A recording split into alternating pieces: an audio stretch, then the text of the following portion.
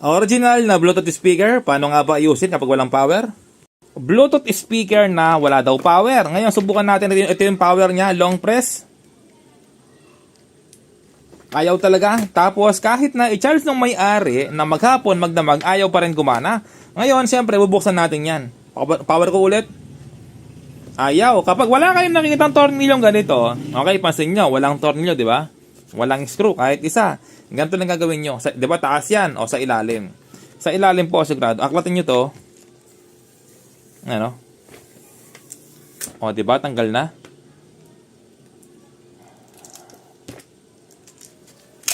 O, ano to? Double-sided ba to? Yan, kapag ibabalik nyo, pwede nang maipiban. Kahit konti-konti lang. Huwag yung damihin, no? Para sa maintenance, hindi kayo mahirapan. Okay? So, ganyan lang pagtanggal, no? Marami po kasi sa atin nagtatanong, paano ayusin yung, paano kalasin yung Bluetooth speaker, paano alisin, wala siyang screw, walang tornilyo. O, ganyan lang gawin po ninyo. Ayan, no? So, usually po, itong mga ganito, kapag ganyan, mabigat, original po ito, no? Pero, syempre, kahit na original yung mga gamit natin, kahit gano'ng katibay, nasisira din yan, syempre. Wala naman pang matagalan talaga na gamit, no? Kahit gano'ng pa katibay yan.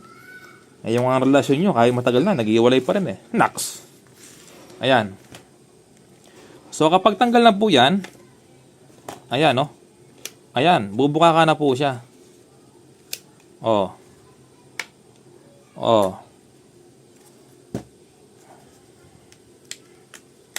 Oh, ganyan lang yan, no?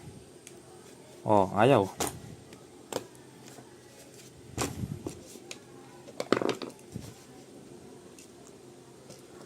Ano ba naman to? Ang daming screw.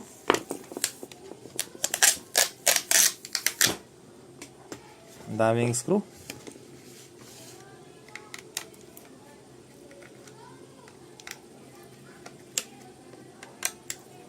Ito yung medyo nakakaantok, no? Yung maraming screw.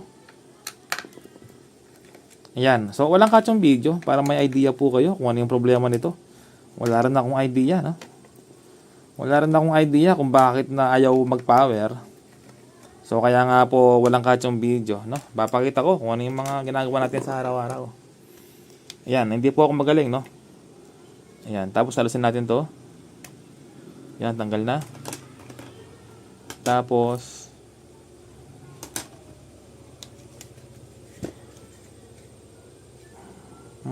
paano alisin to?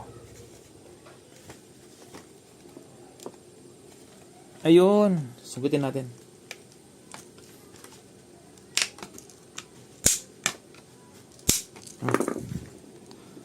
Oh, paano alisin to? Nako, ang hirap. Ito na lang. Tignan natin ba't walang power. Okay, i-check ko muna yung kanyang switch. Ba't walang power? Okay, yung peso po nito, wag magkakalimutan, ganito. Ayan, so ito yung power niya. Ito.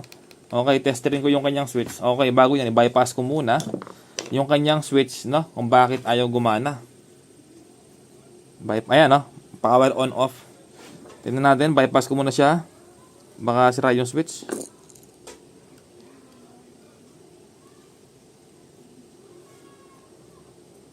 Ayaw, sa kabila.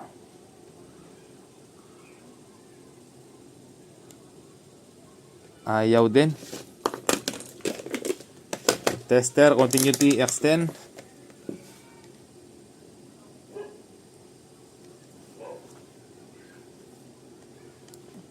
Okay naman yung switch niya, wala namang problema.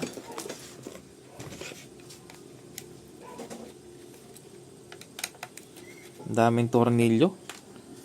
100 na tayo nakalas kong tornilyo nito. Original nga to.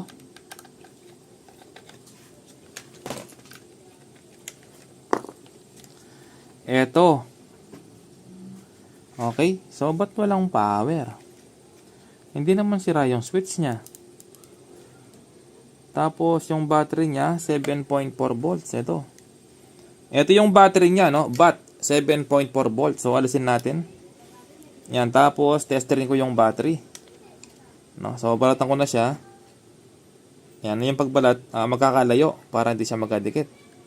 Yan, tapos tester ulit. iselect ko siya ng DC. 10 volts. Ayan, 10 volts DC. Tapos, ayun. Sira yung battery, oh. Oh, walang reading, 0, 0. Oh, walang reading, 0, 0. Ngayon, kuha ko ng ibang battery.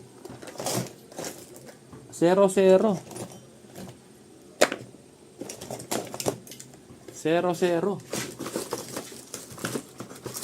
0, 0 siya. Meron na akong pang test dito. Ito, nasa mga test rin natin kung ilang volts to. Ito lalagay natin, subukan natin. Ayun, so bali meron siyang 7 point, sakto, 7.4 volts. Ngayon, subukan natin. Ito yung ating positive. Hindi ko muna siya alisin, hindi ko muna siya kakat. Sabihin ko muna sa may-ari, battery yung issue. Hindi kasi pwedeng ilagay to, yung pang sample lang to. Maliit to, madaling malobat to. Yan, so bali positive, negative lang yan. Tapos, subukan na natin. Okay? Halos usually naman talaga kapag ayaw gumana, battery, no? Okay? So, bali, positive, negative. Wag magkakamali. Positive, red. Double check, negative. Positive, negative. Alright? I-connect na natin. Ayun, nakakonect na. Tapos, power natin. Nasa yung power. Ayun, oh! Putang ina. Ay, putang. Ay.